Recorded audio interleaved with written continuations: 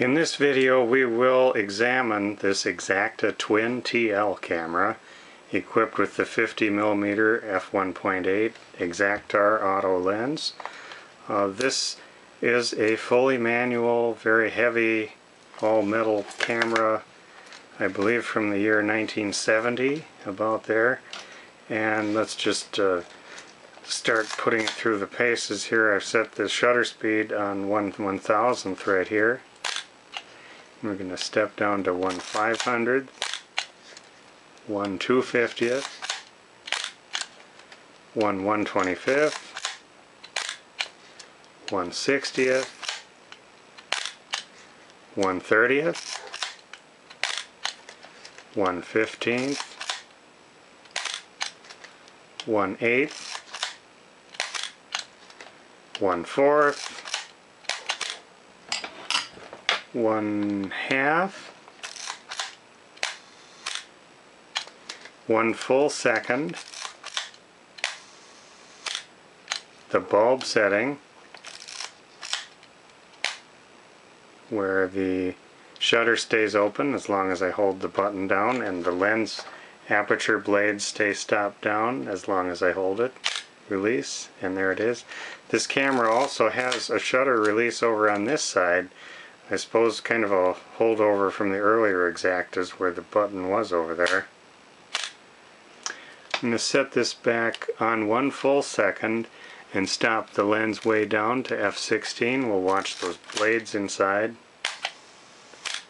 We saw those are quick and they stop down properly. We'll take the lens off and look in the body here at that. And that works well. We'll try the self-timer. It flips the mirror up, but the shutter stays closed. There it opened and completed the cycle, so the self-timer works. Right here is where we set the ASA, or the ISO today. I'll just leave it there on 400. Let's look at the lens a little bit. The focus on this is very nice and smooth, as we can see. That's very nice. Aperture ring has gentle little clicks on the stops. They're not real pronounced, but they're there. And when it's stopped down, we can work the aperture blades with this lever, this little button, and we can see that they're very quick. I don't see any oil on the blades from either side, so that's a good sign. Looks very clean and clear. I looked toward a bright light. I didn't see any patches of fungus or anything. There might be a little bit of internal dust, but not much to worry about with this one. So that was really nice.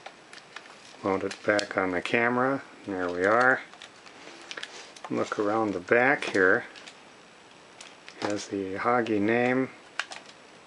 This one, to open the back, actually work that lever on the bottom. Let's watch the shutter from the back here.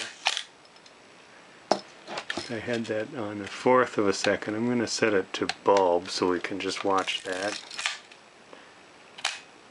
Curtains got out of the way very quickly and come back very quickly. So that looks good. Film transport over here is good.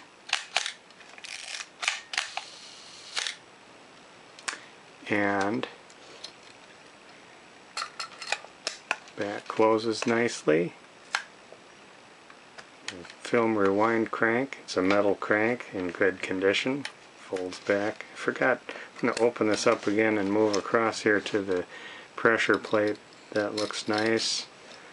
There's a little bit of light seal material along the door edges, so a little bit gummy foam down in here, and that should ideally be replaced.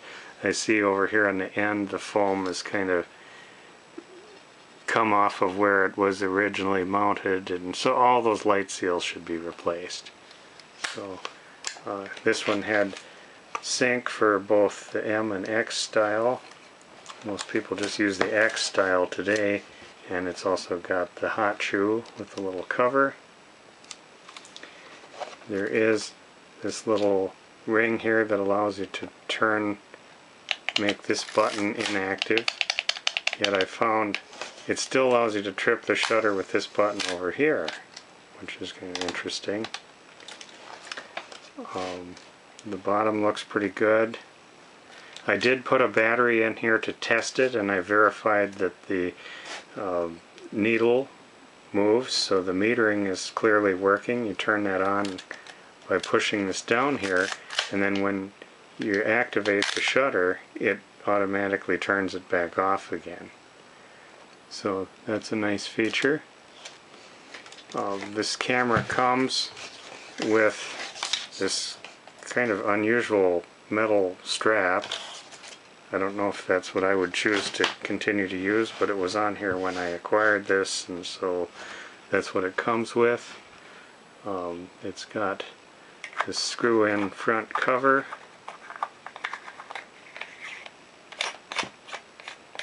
So that proves the screw threads on the lens are in good condition.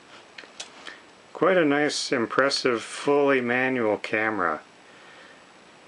Very good camera for a student.